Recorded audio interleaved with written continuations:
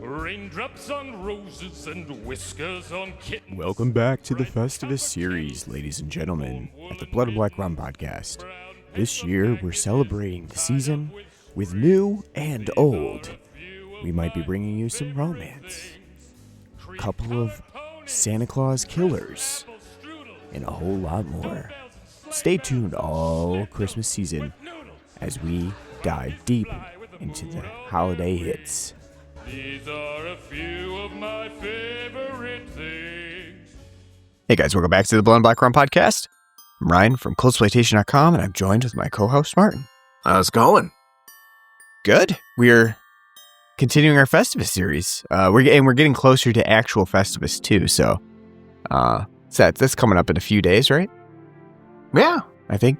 Yeah. So just in time. And today is going to be like a rapid fire discussion of all the things that we do and don't like in cult films and music. And we're just going to fire them off at you one by one. Each other about it's gonna be the airing of grievances, but that's right. For the zeitgeist. That's absolutely correct, and that's what we're gonna do now. Instead of just having a nice discussion, every time Martin says something, I'm just gonna disagree with it heartily and give you reasons why I disagree with it instead. So, as normal people do in everyday conversation. Yeah, he's P. Contrarian. Yeah, well, I mean, that's what everything on the TV these days is just the witty banter, idiotic punditry, Yeah. And I'm gonna Skip Bayless made a whole career out of just being like, Tom Brady's not good. He's not a good quarterback. There you go. I would pick Tony Romo any day over Tom Brady because I love the Cowboys so much, and and it's just like you're saying stupid hot takes because. Just to piss people off. Clip. Yeah. Clip it. I fucking put it online. I hate it. It's just ruining this country, not just with sports, but news and music, everything. It's just. We could do Christmas hot takes as well, because that's obviously what we're here for, is to do the Christmas spirit as we play the Christmas tunes behind our discussion. So. But yeah, we're continuing Festivus series, and today we're going to talk about a movie that, surprisingly to me, released about 3 years ago in 2022 now. It's a Shudder movie that was released in conjunction with RLJE Entertainment, and I don't know if that means much to some people and like you, but when I see RLJE, I'm always a little wary. I'm always like, They don't have a great track record of releasing good movies, to be honest with you.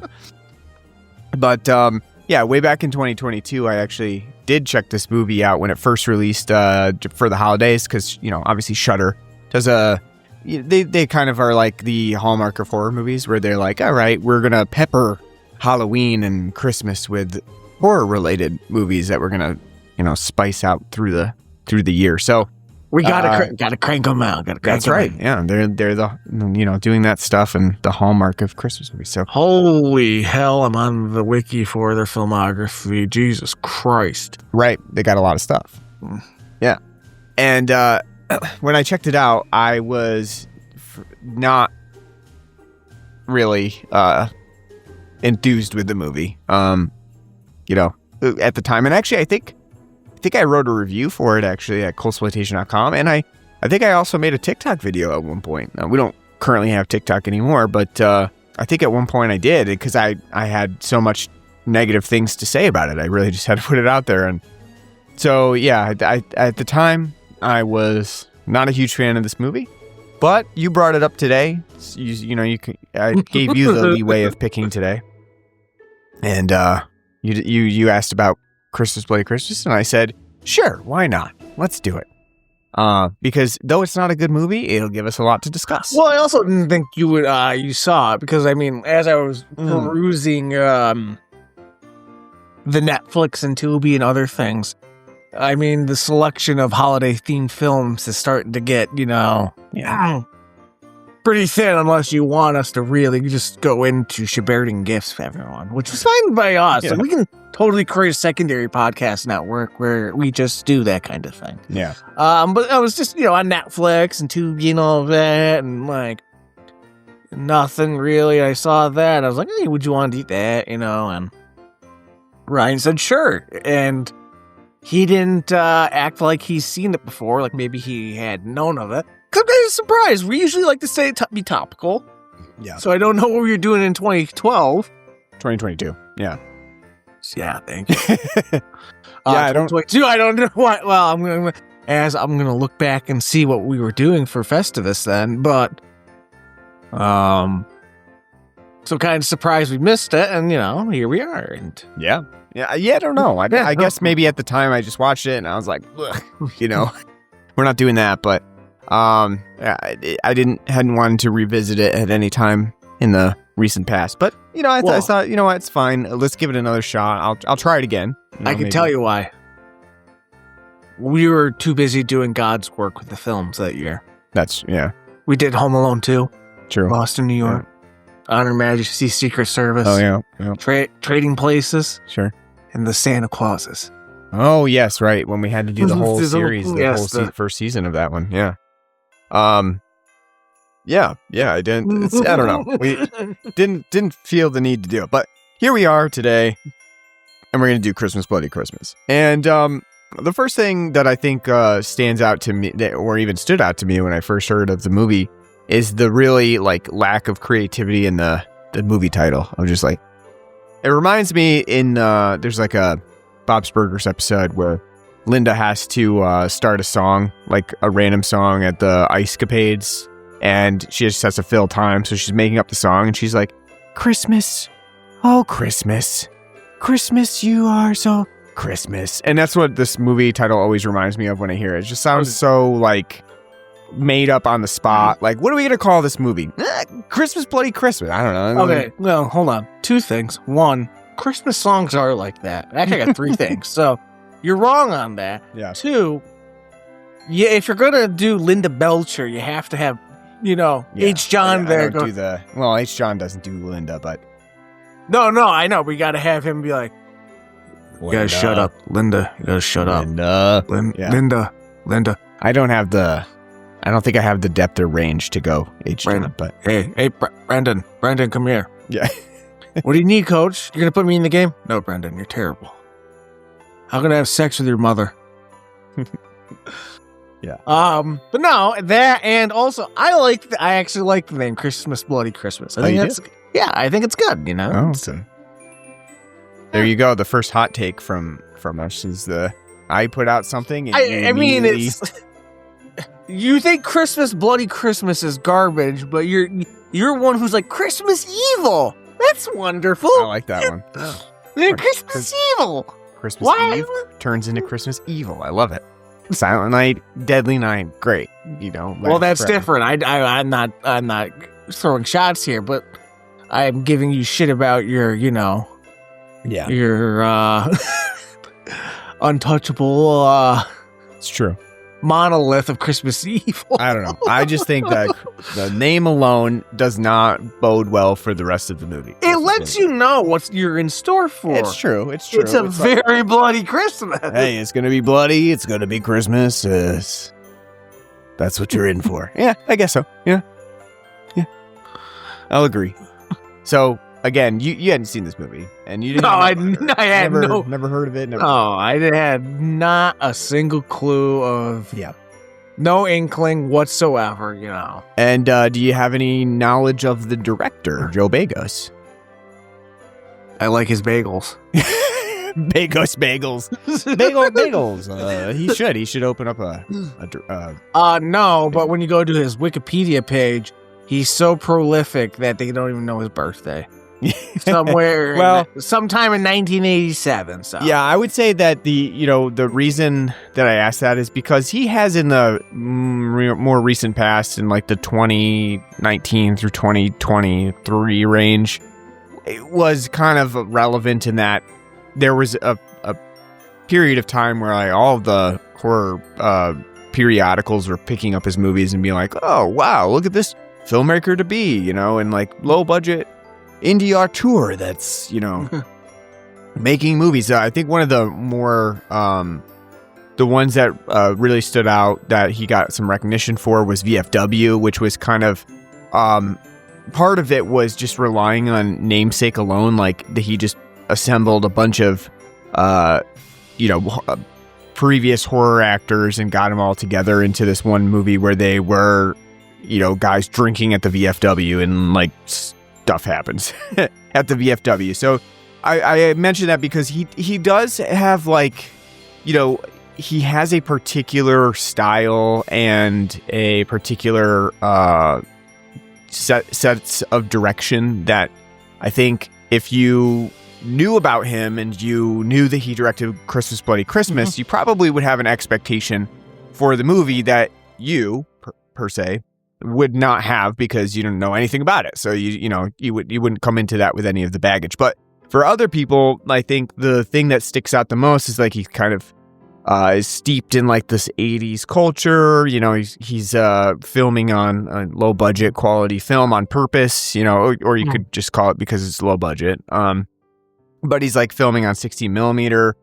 The synth work that he brings to his movies is kind of the staple point of all of his stuff. Now there's I think we'll talk about whether that makes a movie good or not. Like if you just have these aesthetics, does that really make it good, or does it just say that, you're inspired by things? But, I don't know that necessarily can be the only reason why people are interested in your movies, but, we'll talk about that because Christmas Bloody Christmas has all that and more. So as we get into the movie, we can talk more about Joe Begos. I just didn't know if you've ever heard of him, which most people I don't think have. It's not a household name by any means. But what do you mean you haven't seen this new Joe Begos film? I think he should open a Begos' Bagels shop. And, invite Kramer to come in like in the Festivus episode. Hey, Jer! Have you seen the bagels? Because that's actually, that poppy seeds. That episode is technically not about Festivus. It's not even named Festivus or anything. It's named The Strike. Mm-hmm. Because Kramer's been on strike from the bagel shop for like a decade. So that's the whole idea behind the episode. But so anyways, yeah. Well, no one cares because Jerry Stiller's where it's at. Yeah, that's right. All right, I hear you popped the top, so let's take a break to talk about the beer that we have on the show. So I'll let you take it away because you're the one that picked it out today. Yeah, it did. So when I was out perusing today after having lunch with my mother, stopped at our local beer shop and was walking around looking for something new, something fancy, something festive to kind of fit as we're getting ever closer to Christmas. And I stumbled upon when I was looking at it, a lot of the stuff that I was seeing. I mean, to be honest with you, didn't have that much of a really big kind of Christmas selection. Mm-hmm. So like I was kind of looking around. I couldn't remember if we've ever done Left Hand's cane milk stout. I was thinking about grabbing that. I was thinking about grabbing Saranac's new holiday that white pale ale that they had. But as I was walking, I saw a 4-pack of what I thought was Green State beer, because it says Green State on it. So I was like, oh, I never heard of them before. And I saw this lovely seasonal specialty Evergreen Celebration Strength Winter Lager, which is actually, as Ryan corrected me, called me an idiot, zero gravity beer. Yeah. Which we've done, I think, like 1 or 2 on the podcast. So. Yeah, I think we definitely had their Oktoberfest at one point on here. I think it's interesting because, as you try to say it in a mouthful, it's like Zero Gravity's Green State Seasonal Specialty Evergreen Celebration Strength Winter Lager. It's like the full title on the can. And it's, again, it's understandable by looking at the can that you're like, oh, Green State Brewing. I've never seen them before because it's very prominent at the top of the can. Yeah. Like, Green State looks like the name of the brewery, but if you go to the side of the can, that's where you see it's actually Zero Gravity. So very written in that nice Dixonian script of like, come get the Christmas goose. I will say, I do love the can. I do like it a lot. Very eye-catching, red, green, and white. Very, 1940s, 50s with its style of like writing and it's imagery. It's got like that seasonal imagery that you'd expect from pre-Santa Claus Coca-Cola. Yeah. I don't know. I like the can a lot as well. Yeah. I think it's eye-catching and it's nice. I'm gonna be keeping it for the collection of nice cans that I've had. Yeah. Now, I got it because it's a winter lager. And if you listen regularly, you'll know that I'm not a big winter lager fan. Kind of takes what makes a lager good and kind of craps on it. Just because it's kind of the style that they usually add with like the kind of more licoricey, darker, like spicier notes usually don't come out as well, get buried and just kind of muddle the beer. And it's not just Sam Adams. But I'm like, hey, winter lager, let's give it a shot. So beer is a there's two things about it that you need to know. One, do you like Vienna lagers? Good news. This is a Vienna lager. Jacked up to 11 because it's 6.5% alcohol. Mm-hmm. So if you like that very light, brisk, bread, Vienna malt style of like, I like were you drinking? Like, this is definitely a Vienna lager. And are a fan of them, like I am, you're going to enjoy the hell out of this. It's great. Problem is, it's not a winter lager. There's nothing here that makes you gravitate to as the can is advertising. Like, ooh, bold and going to get you warmed up for the holiday. Well, it's only a 6.5% beer.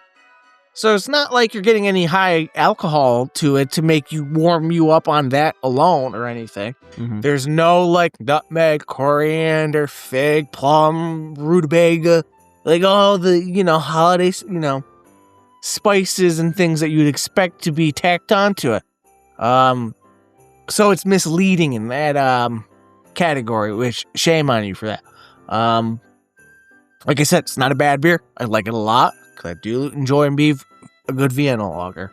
Problem is, just by increasing the ABV doesn't make it stand out as a winter lager because, again, it's not like as you're drinking this, you're thinking, oh boy, I'm sitting by the fire getting warmed up right now, like you're sucking out a bottle of schnapps. But yeah, if you like the style, definitely give it a shot. But don't expect to be razzle dazzled by its improper branding. Yeah, I mean, I definitely agree with that. I feel like calling it a winter lager is basically because they slapped a label on it. I think one thing to note is the Green State is their traditional lager style. So this is like an offshoot of the Green State that they usually release. So I think with that, they're calling this a winter lager, and the fact that they took their lager and they released it during the winter, and then it became celebration strength because they gave it a little bit higher ABV. So I agree with that it's a little bit misleading because when you go into something with a winter lager name, you're like, though I do also think that this is kind of morphed over the years. A lot of people have started calling their winter warmers just straight up winter lagers. And so that's probably leading to some of the confusion here. But I do think, playing into that, when you come into this beer and you see winter lager, you're probably expecting a winter warmer style with those, lager with notes of the spices that you would expect from a winter style seasonal. And you don't get that from this beer. So I think that is a little bit, it can be a sticker shock for people. At the same time, I think it's a pretty solid beer. I like it quite a bit. I think that the base lager is really good. The 6%, gives it a little bit more kick to it. And I do think that the Vienna style with the Vienna malts and stuff comes out pretty nicely. So it's very drinkable. So I mean, all told, I think it's a nice beer. It's got a nice can to it. It's just a little bit misleading. You're probably not going to get like super wintry flavors like you might be expecting from it. So otherwise, though, I think it's pretty nice. You know, I've never had anything really bad from Zero Gravity. I haven't had a whole lot, but I think they do make a pretty good overall like lager style and stuff like that. So, you know, interesting idea. Yeah, they definitely do. They do like Czech pills, German pills, Polish, and not Polish, Italian. So they run dabble in the lagers quite a bit. So you know you're in good hands with that one. All right, let's move on and talk about Christmas, bloody Christmas. Christmas, bloody Christmas. Blood! Last Christmas. Christmas, bloody Christmas. It should be called Christmas Neon Christmas or something like that because you mean Christmas why do we have an inappropriate blue haze going on Christmas? Yeah. I think the biggest thing, the takeaway from Christmas Bloody Christmas that you get, again, as I talked about Joe Begos being the director and writer, is that there are a few things that you really can see as the aesthetic here. So for one, it is basically like a Rob Zombie light. Especially considering Rob Zombie's most recent output with like the Munsters. It also in 2022, these two films alone probably shot the neon budget for whoever was, producing them, because Christmas Bloody Christmas is basically instead of traditional Christmas lighting like you get from the 80s films, with those big whatever they call them, like C9 bulbs or whatever they are, which I love. I love that very classic aesthetic of the Christmas lights. Instead of that, this film kind of takes it to a different level, and it's like, what if we had Christmas lights, but they were all like so neon, just absolutely swimming in like this glow that you get from the neon lighting. And it's bleary, it's very almost like you're being abducted by aliens all the time, like sort of thing, where it's just like a slight I was gonna say a slight Vaseline smudge to it too. Yeah, and I think that's also because this film is shot in 16 millimeter, so it has a very, very grainy scale to it, not like the 16 millimeters of old, obviously. Like, this movie is not, that level of bad film quality. But it's shot on 16 millimeters specifically for that particular style of grindhousey type look, where it kind of looks grainy and a little bit unfocused, and that I think lends itself to that neon lighting where it starts looking very smeary a lot of the time, like you said. Well, I was gonna say, it's not like I don't like that in like the lighting, like the bright millennial, mid Obama term like neon lighting and stuff. I don't find it to be a hindrance to the film. I think if anything, when it comes to that, again, it's like the coral blue constant haze that they're putting around, like if you're watching The Matrix or Saw, where it's like, why is this tint here, or this ever persistent tint here? It is distracting from what's actually taking place in the shot. I mean, I think part of that is on purpose, is like to hide the seams, basically, right? Like you want to hide the low budget, because this movie is pretty brutal. It does have a lot of kills to it. A lot of axes to the face. There's like at one point there's a whole like American History X style brutal face smashing and curb stomping.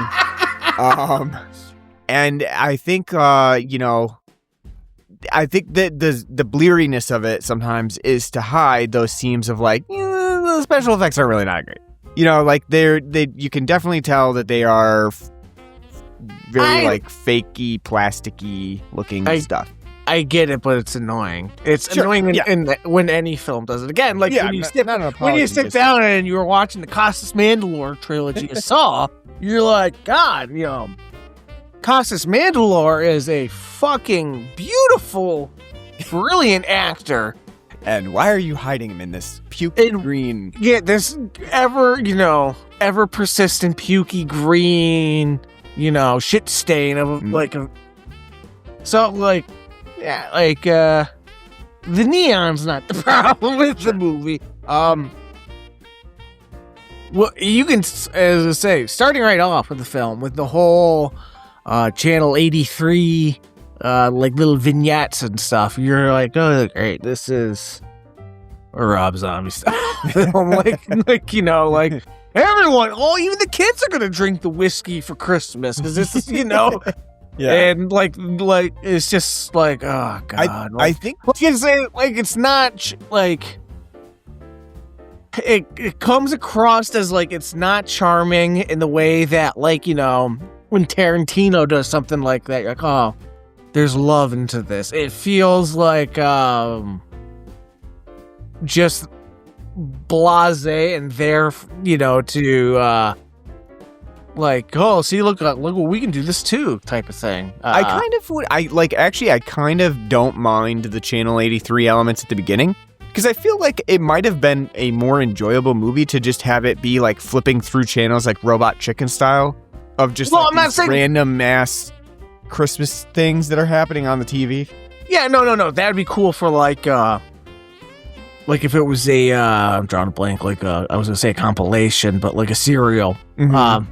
I'm not saying I'm not saying the idea is bad. I'm saying the execution is just very, just bare bones, white trash, oh yeah, we're the hooker there, gonna do that, boo, boo, boo, and it's not, it doesn't really, do anything.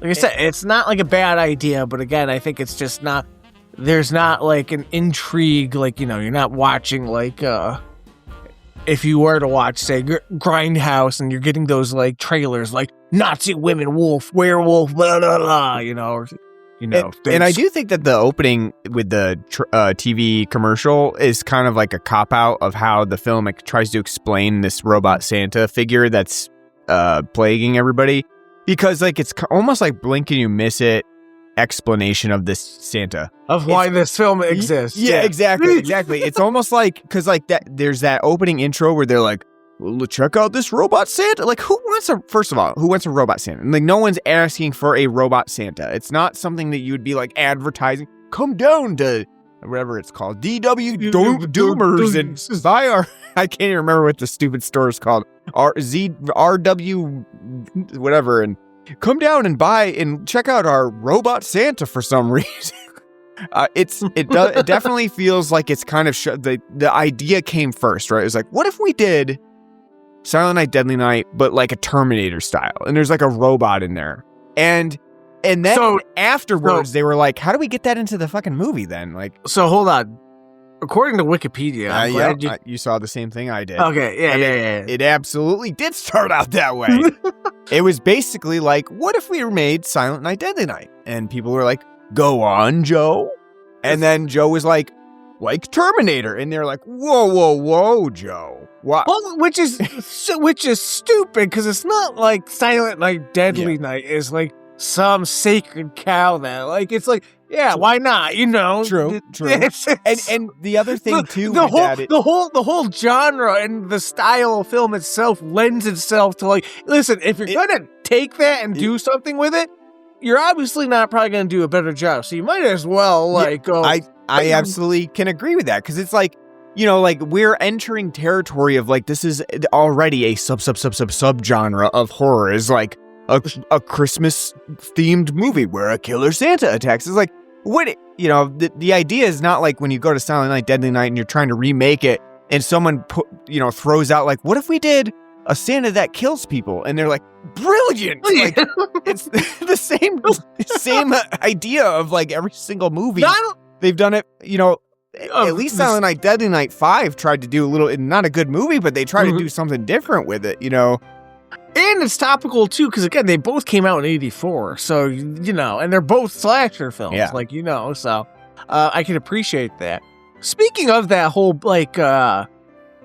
going back to the Channel 88 commercials and the Santa bit, blink and you miss it. That's another thing that annoyed me. It's like you're doing a poor man's Paul Verhoeven as well, you know, with it being like Robo Santa, you know, and come to the store and get your Robo Santa. That way you won't have to deal with the bums. It's like Paul Verhoeven you should just like, you probably wouldn't answer, but like, you know, message him on Instagram or something and be like, hey, Paul, how would you do? Yeah. I know. Yeah, I mean, I think that the idea is this idea of Terminator as a killer Santa. It's like, it's fine. It's, you know, it's not like a revelation or anything that you never seen before. But I think like the idea is okay. But the way that they try to shoehorn it in, it seems like it was like an afterthought, because it does seem like there was no thought to how can we organically get this like robot Santa thing into the movie. So they just had to kind of shove it in there somewhere. Like, what if we had a commercial and it just said there's a robot Santa, and then like they go to the toy store and for some reason they have like this terrifying robot Santa just standing there that like greets kids all the time. Like, oh, have you been a good boy this year? If not, how much does that damn thing cost too? Because they even say in the commercial, because again, it's the Verhoeven vibes and ripoff of like, oh, it was for the military, but now you can get them at home, you know? And it's how much, like when you're flipping through your Toys R Us, like, you know, holiday catalog and asking mom for what you want for Christmas, you know? Well, what's that going to run you back? Military grade robot, $15,000. Yeah, a T-1000. Mom, I just want a T-1000 for Christmas. You go, bitch. Like, yeah. I don't necessarily get the appeal for owning a robot Santa at home, but sure. Same thing too. Like, you don't have to deal with the bums. Like, that's half the fun of Santa. Mm-hmm. Is it like a real proper Santa, or are you getting, you know, a guy who needed a job for the holidays. He was pissed off and drunk, and Billy Bob Thornton. I was gonna say, Jesus Christ, I was drawing blank there. I was like, you know, I don't know. I don't really vibe with the idea of it all. But I think hold on. There's a hold on. Yeah. Don't say that. Don't say vibe. You're almost 40 years old, for God's sake. So you're not allowed. Yeah. That's a word for your children. That's right. Not for you. I think the opening of this movie is really where Christmas Bloody Christmas is either gonna, I guess, suck some people in where they're like, this has got a Rob Zombie vibe to it. Or, much more likely, it's gonna turn a lot of people off. Because the first, I think I looked, and it was like 26 minutes of the movie is devoted to just back and forth shit-assery from the two main characters. Just like constant banter of like poser-esque movie and music discussion that no one actually has in their life. And I think that this is probably what was my biggest turnoff from when I watched the movie before. It's just like that first act is so challenging to get through because I don't know. No, you're not wrong. You're not wrong. And I'm like, because again, like I've seen the films and stuff. Like it's again, and as you said, Rob Zombie. Like this is Rob Zombie dialogue, Rob Zombie storytelling. It's so fucking banal and just. Well, we're fucking doing that. Fuck this, fuck that. I'm gonna go fuck. You know, man. Well, no, man. You know what? Every time a metal band lost their spirits when they cut their hair. Yeah, man. Like fucking Metallica. You know, Load. That was awful. And when you think about sound, yeah, that was bad too. And you know, and I don't like A Christmas Story. Yeah. But if you're gonna play something, put Black Christmas on, and it's just like. I think it's holy shit! It's it's just like so much. It's like this is the wrong level of autism because usually when like it's no one is sitting there finding their soulmate, drinking fucking shots of Irish whiskey with no concern for their body and liver and gastrointestinal system. Being like, what's your favorite? what's your favorite Child's Play? 2. What's your favorite Nightmare on Elm Street? 6. You know, like, oh, you're so hot. You know, it's just so, it's too try-hardy. Again, like when they're like, I don't want to listen to Christmas music because Christmas music sucks. You should listen to the Bad Religion Christmas album. They suck too. And it's just like, Jesus. And you took offense to that. Well, I did because I like Bad Religion. Yeah. I do though. I definitely agree. It's very try-hardy in a like a way of like, how can we get all of the references? Like the most ridiculous things into this movie at one time. And I guess the Begos formula is to write dialogue like this. But it makes our characters, specifically Tori, super unlikable because they come off as poser-esque. And like, I would, if somebody ever started talking to me about this stuff and just going on and on, I would be like out of the conversation because it's just so over the top and comical. Like somebody comes up to me and says, one of my favorite movies is like Blair Witch 2, Book of Shadows. I'd be like, get the fuck out of here. Like, no. Like, well, some of the things too, when they're like, what's your favorite Child's Play 2? And it's like, no one's gonna say that. Yeah, and I do think, what's your favorite what's your favorite Freddy movie? 6, and it's like you didn't say New Nightmare, you didn't say 1, like because you didn't say Dream Warriors. What it does is it makes Tori seem really fake because it makes her seem like she intentionally picks out the most hot takes to just have her be her personality, and it's an issue with the writing, honestly. It's like what would somebody be like super attracted to that's into this scene of like, no, she doesn't like the normal stuff. She's not a normie. She likes my favorite Scream movie's 3.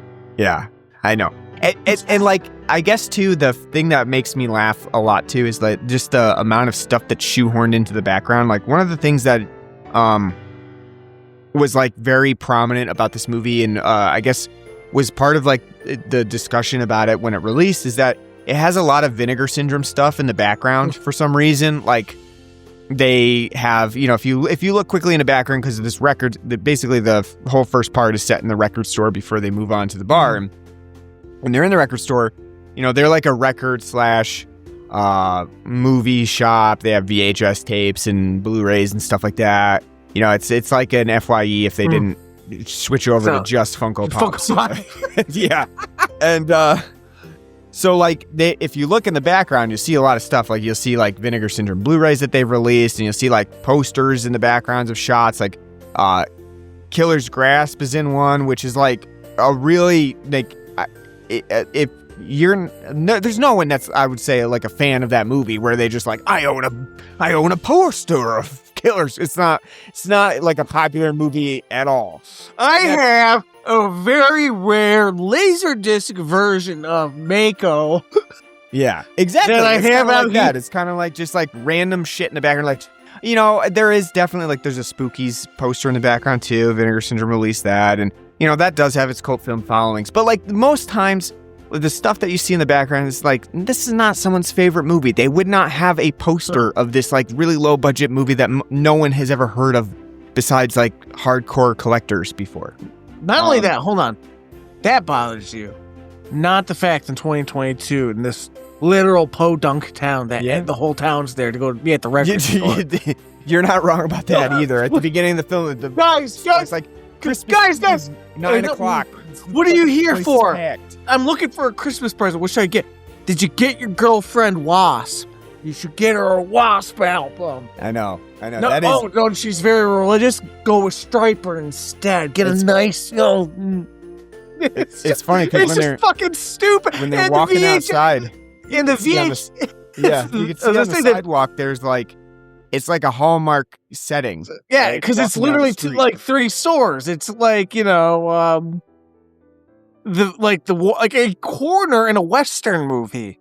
Yeah, it's like a Baskin Robbins and that, but I mean, like again, like, oh, look at all the VHS. Everyone in town loves their VHS film. Yes, they love watching a 240p movie on supplying everybody's record obsession, their LP obsession in town. it's funny. It's obviously exaggerated, but again, it all smacks to me of like, it's just like very try-hardy. No, it's too... That kind of shit, I think, would appeal. And I think this whole movie, literally the demographic is, like, you have to either be, like, a millennial or a Gen Xer who, like, has that Rob Zombie niche to it, Yeah. or you're a teenager who's like, yeah, man, like, I was listening to Ride the Lightning the other day, but then I put on Saint Anger, and I was like, the drums sound like shit. And then, like, for the kid, like, 10 years later, it's like, yeah, everyone knows, like, Saint Anger's garbage. Like, don't worry about it, bud. Yeah. The only thing I can really say is that I was pleasantly surprised they had played an ISIS song, but at the same time, it was from arguably one of my least favorite ISIS records, their last one. And then also, what kind of bar jukebox in the podunk town, like you said, this local bar has like ISIS records on the jukebox. I've never experienced that before, but I would be interested in going to a bar that does have that. Listen, when I was at the lunch day at the grill, after like the regular old classic rock songs are going on in country, a John Prine song came on. That's there you go. And you're like, John Prine. Yeah. I'm like, yeah, that's the way the world goes around. I'm like, beautiful. This is awesome. Somebody I don't know who for you. I don't know who did that, but God bless you. Yeah. I think that's like the biggest issue that I had early on with Christmas Play Christmas. It's just so. I want to say like it's insufferable how long it goes on too. Yes. And it like 20, that 25. You're right. Sorry to cut you off. Yeah. That 25 minutes is interminable, because it's just so like. Oh my god! Oh my god! Oh my god! Oh my god! Oh my god! Oh my god! Oh my god! Oh my god! And not only that, but it's just leading the two to like have sex. It's like just have sex already. They didn't have sex. He just ate her pussy. That's true. It's true. Listen, like by the way, too. I took notes because when he was like, when she was like, guys don't know how to eat pussy. He's like, I do. Tyrannosaurus. And he's like, and apparently he did. He brought the thunder. Yeah, he did. Because listen, she must be also a woman of great strength and value, though, because with that mullet, that mustache, being able to resist for so long, he's been on the payroll for years and years. Not only that those Alan Jackson acid wash jeans, like his ass is just bam right there, like and like the shirt that's kind of like pulled out, like kind of stretched out, and he's just got like. It says like something like, I couldn't even read it, but it says like Sabbath, and it's like a homemade shirt that he made from like letters on that you put on a mailbox. How can you resist? Yeah, I was gonna say, like, she should be taken violently to Pound Town like That's that. Right. Robbie is like the ultra hot cock running around, like Jesus, Yeah, I think like that's a little bit like insufferable too. Is just the fact that it's like. All right, already, just get on with it because, clearly I had a Tinder date originally planned because I'm horny and I just want to go home and have some guy, Yeah. Fuck me and go home and Merry Christmas. Yeah, Yeah. Yeah. I think it takes like way too long to actually get to the Killer Santa. And by that time, you're either definitely checked out because the dialogue was just too over the top for you, or you again on the other side of things, it's kind of hard to figure out who this film was written for because like I feel like a lot of people are going to be like watching it and be like, okay, this is really over the top, try hardy with like the stuff that it's bringing up, and then on the other side, people would be like, what are they talking about? I really don't know. Understand any of these references. So, I don't. What do they mean? What do they mean, Van Hagar? Yeah, I think it's kind of confused as to who it's written for. And then when you do get to the Robot Santa, I don't know. How do you feel about that? How do you think the Robot Santa is like an interesting element? Does it do a good job of doing the Killer Santa bit? Okay, so I'll give it props. Okay, it's original. Sure. It doesn't fucking matter though. It's the Terminator element to it and everything because they don't do anything.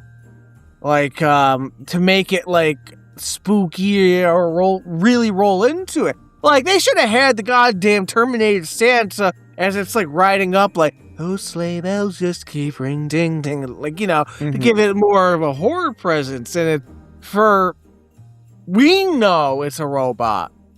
They don't until, like, the very, very end. True. So the fact that, like, it takes until there's, like, 20 minutes left in the film for them to, like, kind of show any aspect of, like, this is a robot, like, the glowing green jaw,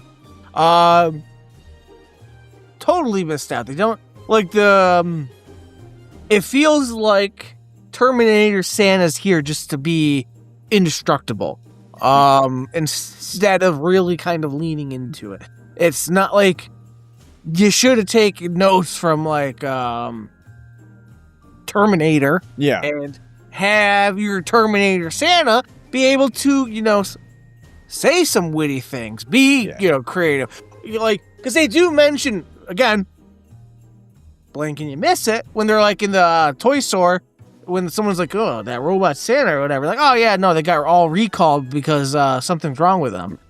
Again, you blink and you miss it, so you wouldn't have any context to why Santa's on a rampage. But again, like, why is Santa on a rampage? Why is he going around killing these people? Right.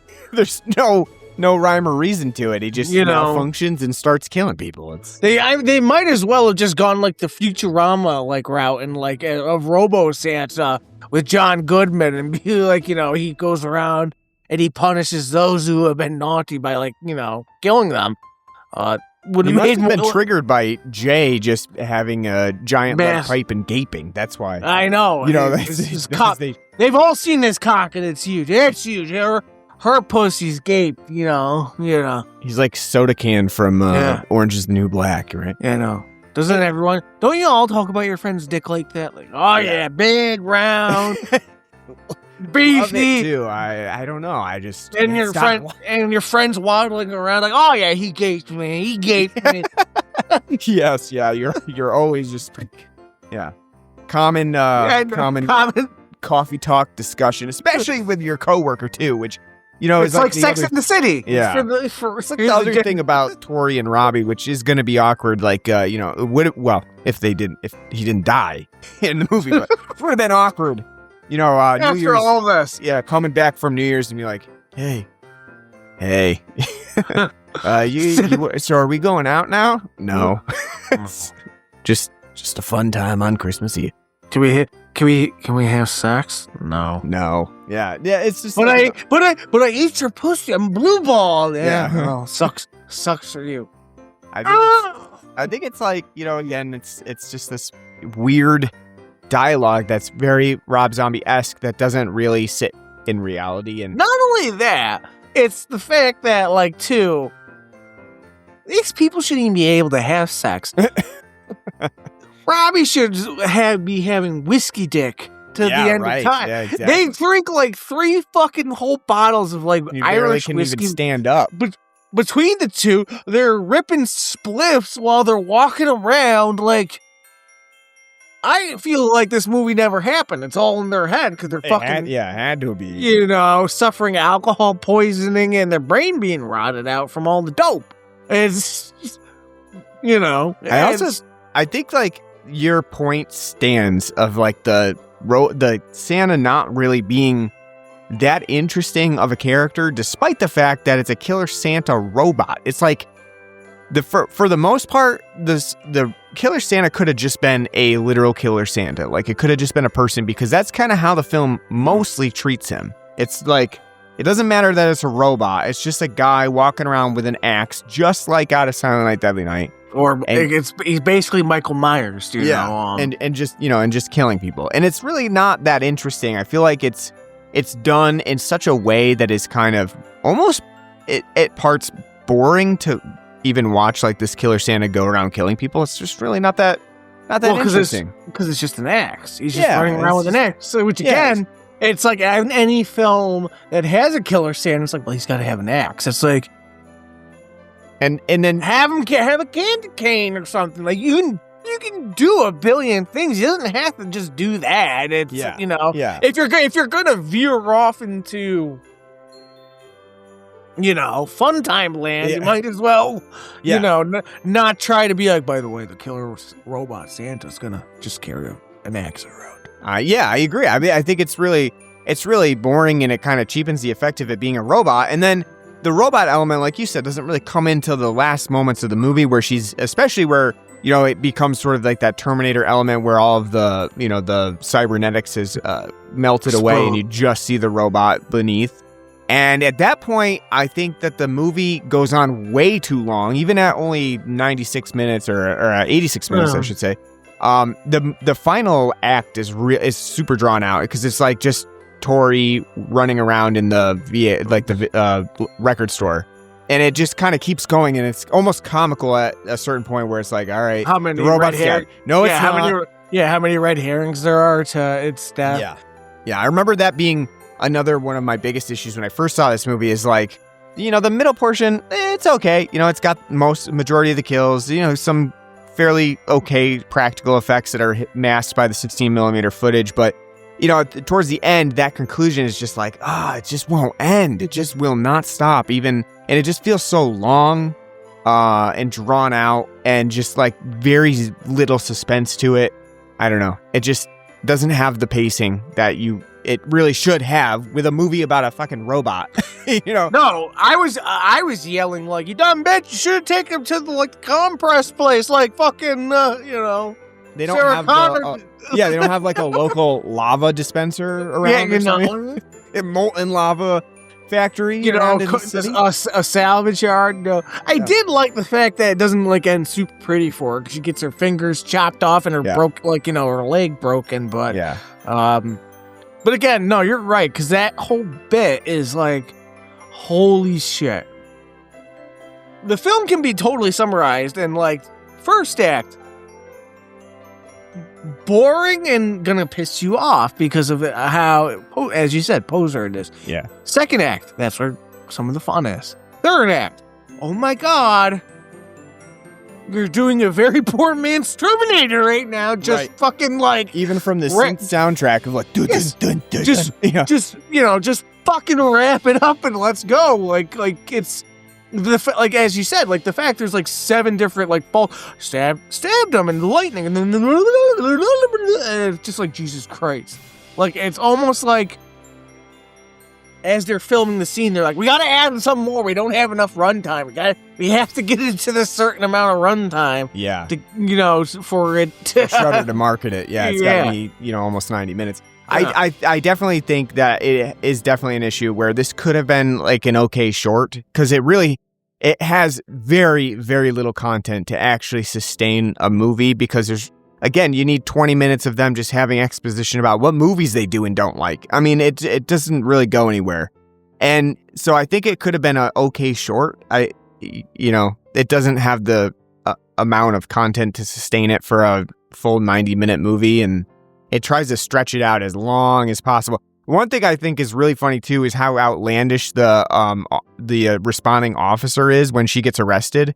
Like, you're in a load of shit, lady. Like, we found you driving dead officer's car covered in his blood. And she's like, I'm just a victim here. And he's like, no, you're not. You're going to jail, lady. So ridiculous.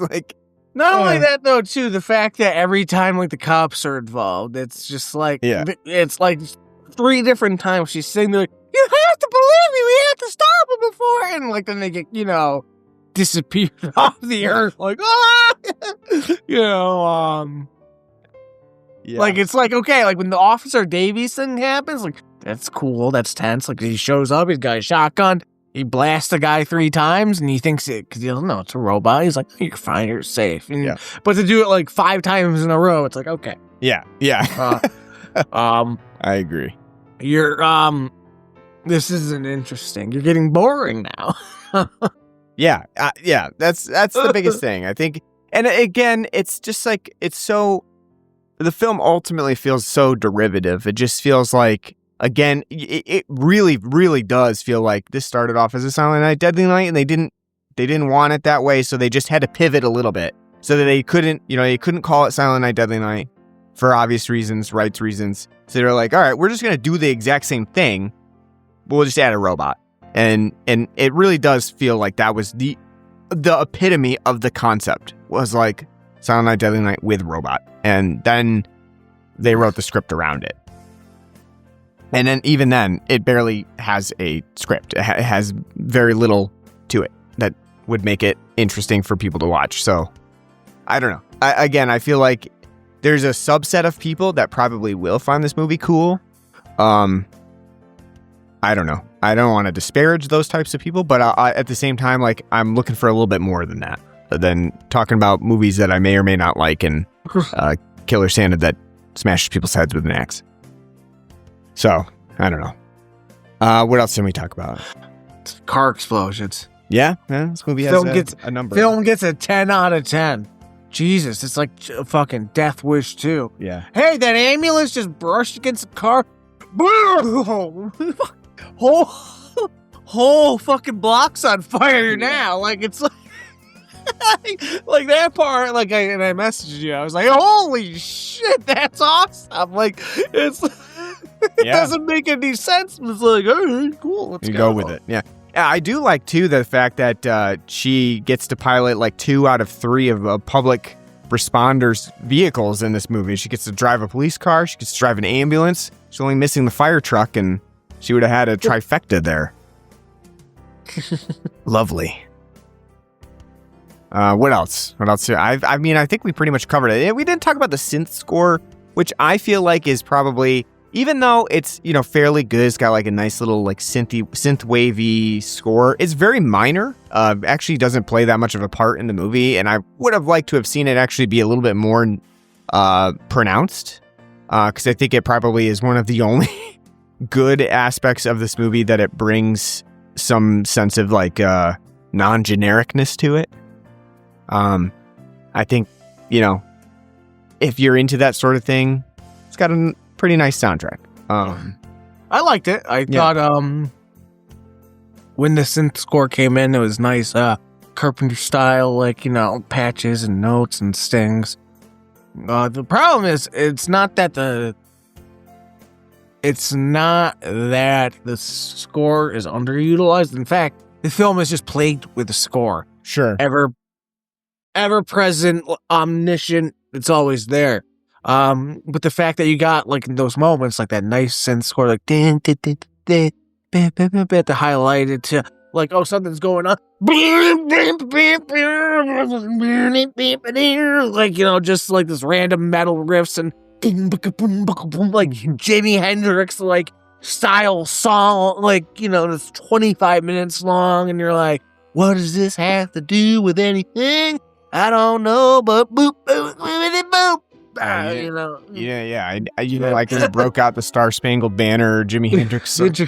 Yeah, I agree. I mean, I think you're right that the film is so steeped in trying to get like these like metal soundtracks in to kind of go along with the like the topics of the that they're talking about in the dialogue, that they actually refrain from doing some of the more interesting elements, which is like the synth wavy type score that would kind of signal like, oh, it's kind of like a Carpenter-esque. I think towards the end it tries to take on those Terminator themes, as I said, where it's it basically is riffing pretty hard on the Terminator theme. But it does it too far between to really call attention to itself. I wish it had more of just a traditional like organic synthwave. And the other thing I would say, too, is that it seems like the film tries very, very hard to avoid using actual Christmas songs because it's, like, too cool for Christmas songs or something. Like, as the dialogue hints at, like, no, I don't want to watch a Christmas story. I'm too cool for that. Like, I don't celebrate any Christmas things at all. I go the opposite. I think it's, again, a little bit try-hardy in that sense. But, whatever. Anything else that we didn't tackle? Excuse me, I think that's it. I think we covered it. So, all right. So on a scale of 0 to 10, amazing mullet mustache combos. Of course, we have to rate that. I know. I mean, we know you rate the mullet mustache combo 10 out of 10 for this guy.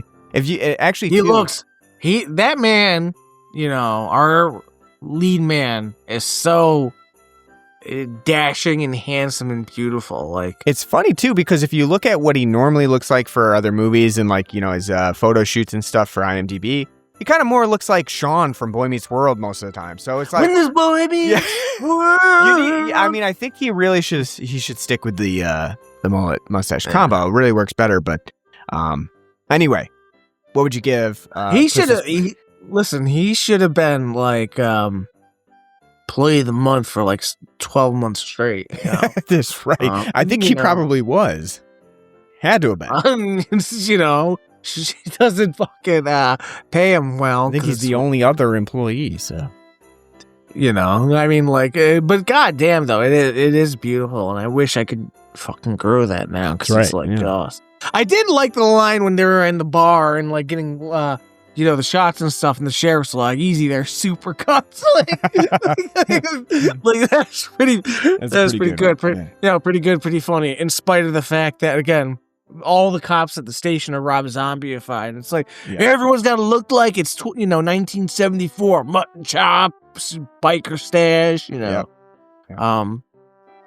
yeah. So out of beautiful, wonderful, delightful mullet and mustache combo, I'll give the film a 5 out of 10. Soundtrack's good for the most part, like the synth score. The idea's fine enough, fun enough. But the film's just poorly written, and I wouldn't say poorly acted really or made. Like it doesn't look like it's cheap or anything. It does look fine, dandy. But the concept, it does not live up to its potential at all. The fact that it's so Rob Zombie-ified where it's just like the first act of Halloween, you just want to shoot yourself in the head. When it comes to this first act and third act, it's just very bland and boring and forgetful. If the robot Santa is not killer, is not lived anywhere near up to its expectations, it could have done a lot more. Been a lot more creative with the kills. Though the kills are good in the sense that if you want gore, this film does give you the gore. It lives up to that bloody. Because anytime somebody gets hit with an axe, or split open with the axe, their head's like literally split open, blood everywhere. So it is gory if you like that. But the idea itself just doesn't live up to the potential. As you said, I think a special or would have been much more fitting. Cause I think if you condense this down to like a 45-minute like creep show style special, it'd be much more interesting and engaging. But overall, because of the plot and the dialogue is so sophomoric, it's just like if you're not within the niche of like you like that style of Rob Zombie style dialogue and storytelling, or you're a teen that's like, whoa, this is cool, it's not going to be for you. So 5 out of 10. Yeah, I would agree with that. I would give it a 5 out of 10. I think that's what I originally gave it too.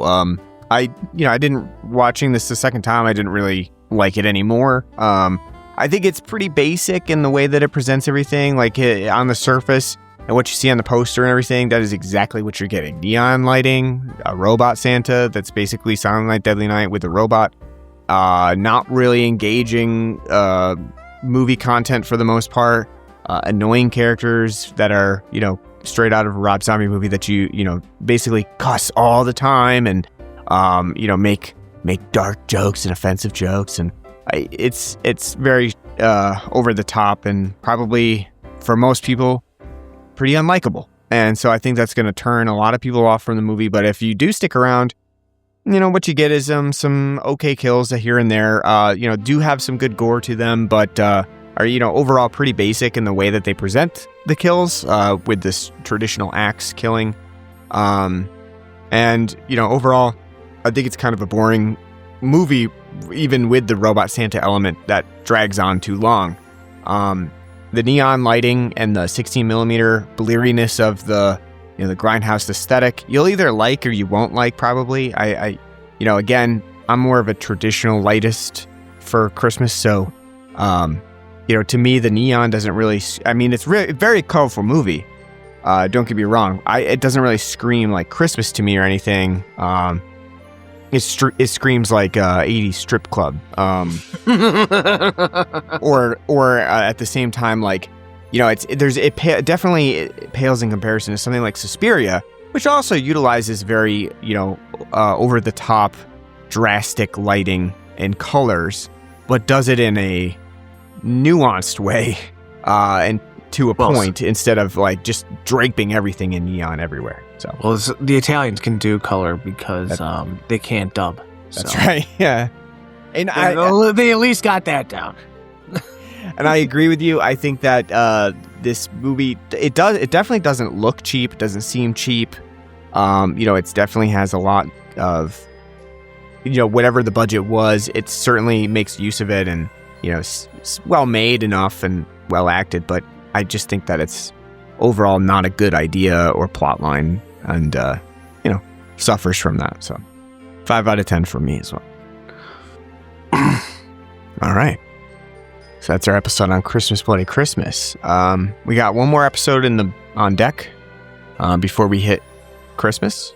Try to get that up early before December 25th so that it's up in time for Christmas. And I don't exactly know what it's going to be yet, but we'll see. It out. We have not actually really planned this out at all. Yeah, so. No, we're just kind of doing it week to week. So guess we'll find out what it is as we get there. So yeah, thanks for listening to Christmas Bloody Christmas. Hope you enjoyed it. Hope you've been enjoying our Festivus series. And if you have, subscribe to us on pretty much any podcast app you can think of. We're on Apple Podcasts, Spotify, whatever you use. I'm sure we're there. So subscribe, leave us a nice review. We're on Facebook and Blue Sky. Search for us on there, Blood and Black Rum Podcast. You can write to us at bloodandblackrumpodcast@gmail.com and let us know what you like, what you don't like, what movies you want us to watch, and we'll take that into consideration. And you can also donate to us on our Patreon page. Anything you donate goes back towards beer for the show, so thanks in advance. Again, thanks for listening. Hope you enjoyed. Hope you're having a good Christmas season. And until next time, take care.